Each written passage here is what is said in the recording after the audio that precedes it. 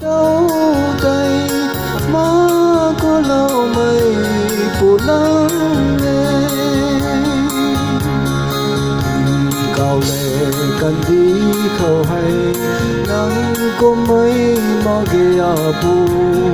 ai rong thai mà vui đâu tay aku đang gửi mà quá lâu trái lâu đẹp lâu in chậm lâu aku cùng mày mà ghé mày ta in quan vui gan happy bong mày ngân na ame ring kai bu khâu anu đi ngâm bu khâu ring bao ban dài lâu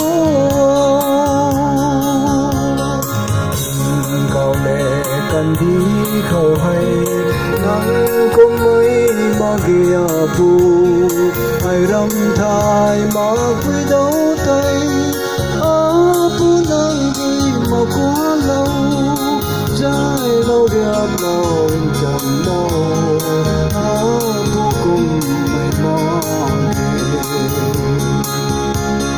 thằng cái đại là ngầu thâu mây